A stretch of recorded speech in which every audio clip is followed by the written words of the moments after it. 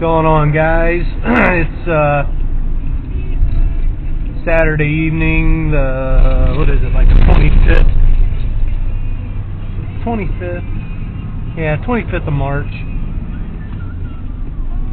I am out going for a drive here.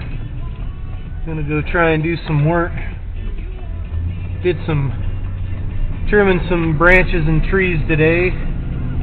And I'm gonna put the blade on and move some crap. I've got had a couple of, there was one big tree that fell down last summer, and there was another one that fell a couple of years ago that I trimmed up. I'm gonna try and move them back into the trees where they're at.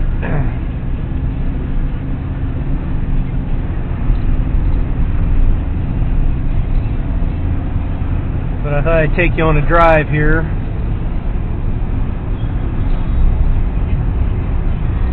Not a whole lot going on around here. It's been a little wet. It's starting to warm up finally, but we had some rain late Thursday night or early Friday morning.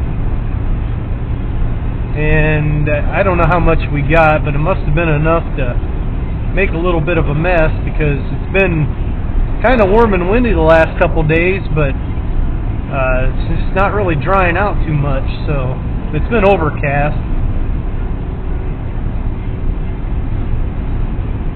But usually when you get some wind in the spring here and it warms up a little bit, it'll really dry the top off nice, but plowed ground like that's drying off a little bit, but anything that hasn't been disturbed just isn't drying real quick.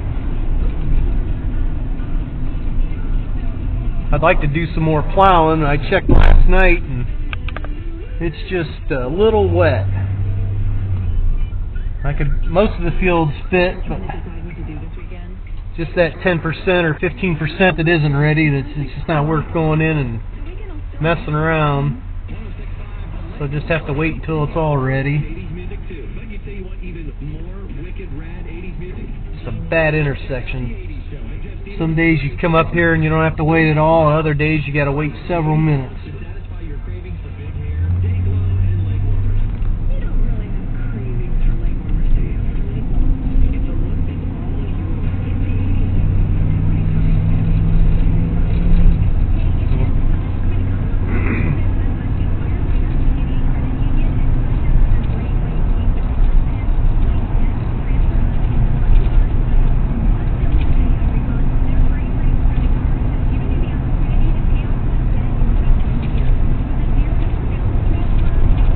Right up here on the right, this field right here I farm. It's 4 acres. Place kind of wet. There's a little bit of water laying in the dead furze right now. If we get warm, dry weather, it'll dry out, but as soon as you get some rain, it's wet. So on a wet year, that doesn't produce too well, but on a dry year it does all right. Go figure.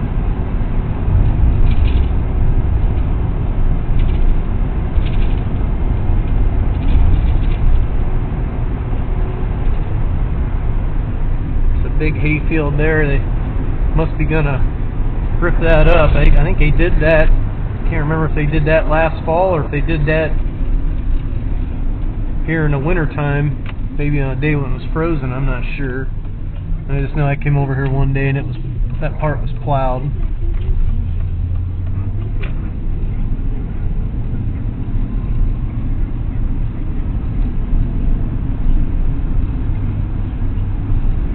For all you maple sap guys, right here on the left in these trees, they've got the plastic lines stretched through there, and right there the end there where that little white tube was is where they fill that, run everything to one spot. They used to put buckets in there. There'd be a ton of buckets in there, but a few years ago they went to that, running that line to one spot like Brad Larson does, or has done. I'm sure it saves them messing around. Just fill a 55-gallon drum or whatever it is they do, but alright, here's my destination. And you see this is where I was plowing. say, it's kind of dry on top of most of it, but there's just a couple spots that just aren't quite ready yet. So anyhow, I'm going to come in here and put that blade on the tractor, and back there you can see where I cut that. There's a tree I cut up back there. I'm going to shove some of that junk back in the tree. So I got a, see if you can see it here, I've mounted a GoPro to a magnet. So thank you C&J Farms, Jeff Raymond, Michigan Farm, all you guys that suggested.